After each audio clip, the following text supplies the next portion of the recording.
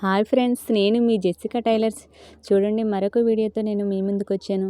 తాడులాగా పొడవుగా స్టిచ్ చేసుకోవాలి. మనము చేసుకొని ముక్కలు కట్ చేసుకోవాలి. ఇలా అన్నీ కూడా ఇలా తాడులాగా కట్ చేసుకొని ముక్కలన్నీ కూడా ఒక 2 ఇంచుల లోపు అన్నీ కట్ చేసుకోవాలన్నమాట. సమాన భాగాలుగా కట్ చేసుకొని హ్యాండ్స్కి మధ్య వైపున మనము కట్ చేసుకొని అన్నీ కూడా జాయింట్లు అతుక్కోవాలన్నమాట. ఇలా లైనింగ్ కూడా వేసుకోవాలి. ముక్కలు వేసుకున్న తర్వాత లైనింగ్ అన్నీ పెట్టేసుకొని కుట్టేసుకోవాలి. ఇలాగా స్టిచ్ చేసుకొని చూడండి, ఇలా హ్యాండ్స్కి మోడల్ అనమాట, చాక్లెట్ మోడల్. ఇంకొకటి కూడా అటువైపున్న క్లాత్ కూడా ఇలాగే స్టిచ్ చేసుకోవాలి. లోడింగ్ చేసుకుంటే బాగుంటుంది. ఇలాగా అలా స్టిచ్ చేసుకున్న తర్వాత చూడండి, ఈ మోడల్ అంతా మా అమ్మాయి కుట్టింది. ఎలా కుట్టింది చూడండి. ఇవన్నీ ఇలా స్టిచ్ చేసుకొని ఇటువైపు లైనింగ్ వేసుకున్నాం కదా, అలాగే ఈ పక్క కూడా మనము లైనింగ్ వేసుకోవాలన్నమాట. ఇది హ్యాండ్స్కి కుడుతున్నాం మోడలు. చూడండి, ఇలా స్టిచ్ చేసుకొని ఇలా తిరిగేయాలన్నమాట. అప్పుడు లోడింగ్ నీట్గా ఉంటుంది, మనకు స్టిచ్చింగ్ కనబడదు. ఇలా లైన్గా వేసుకోవాలి. చూడండి, మనం ఇక్కడ ఇది ఉంది కదా, మధ్య భాగంలో సూది దారంతో మనం ఇలా స్టిచ్ చేసుకోవాలి. చేసుకొని పూసలు కుట్టేసుకోవాలి. ఇలా పూసలు కుట్టేసుకోవడం అన్నమాట. పూసలు చేత్తోనే కుట్టేసుకోవాలి. ఇది అయిపోయిన తర్వాత మనం ఏం చేయాలంటే చూడండి, నెక్ రెడీ చేసుకుందాము.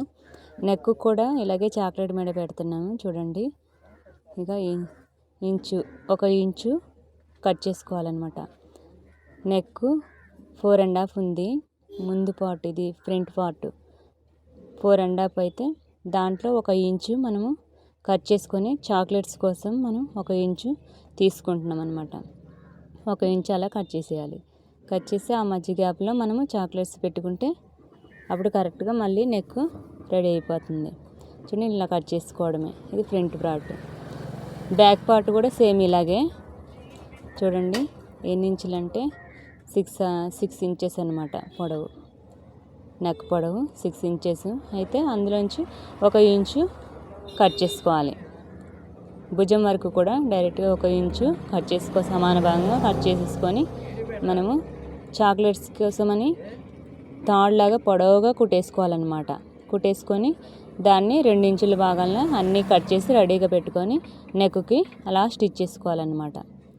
చూడండి, మనం ఇలా ఇప్పుడు ఎలా వేస్తున్నాము, ఇవన్నీ కూడా ఇలా స్టిచ్ చేసుకోవాలి.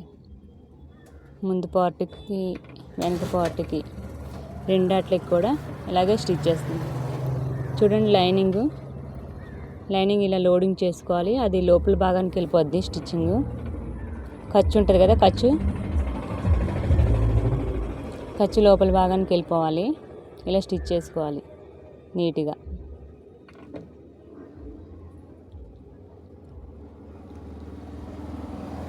మీరు ఏ క్లాత్ కానీ ఇలా కుట్టుకోవచ్చు, బాగుంటుంది అనమాట. ప్లెయిన్ క్లాత్గా ఇంకా బాగుంటుంది. చూడండి,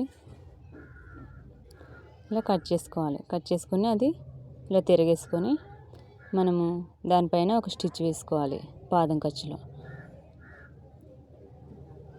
చూడండి, ఇలా చేసుకొని మనం ఏం చేయాలంటే మళ్ళీ పేపర్ పెట్టుకొని లైన్గా ఈ నెక్ ఎలాగైతుందో అలా లైన్గా మనము స్టిచ్ వేసుకోవాలన్నమాట.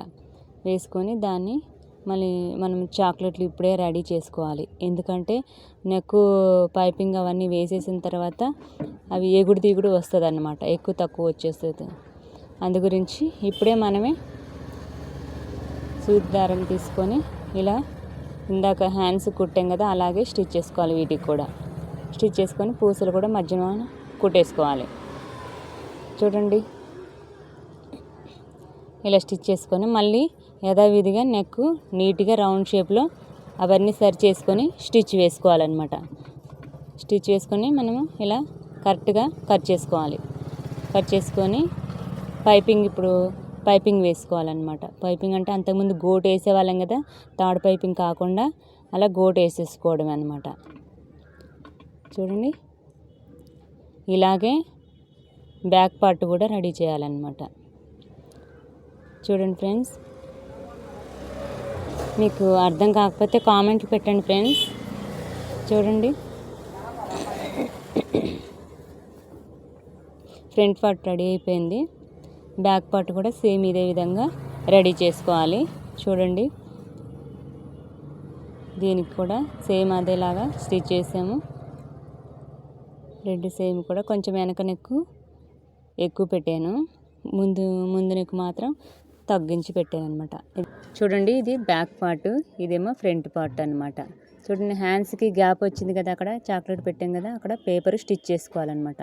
స్టిచ్ చేసుకొని డ్రెస్సుకు జాయింట్ చేసుకోవాలి. చూడండి, రెడీ అయిపోయింది మా పాప డ్రెస్. ఎలా ఉందో కామెంట్ చేయండి. ఓకే ఫ్రెండ్స్, ఈ వీడియో మీకు నచ్చినట్లయితే కామెంట్ చేయండి, లైక్ చేయండి, సబ్స్క్రైబ్ చేయండి.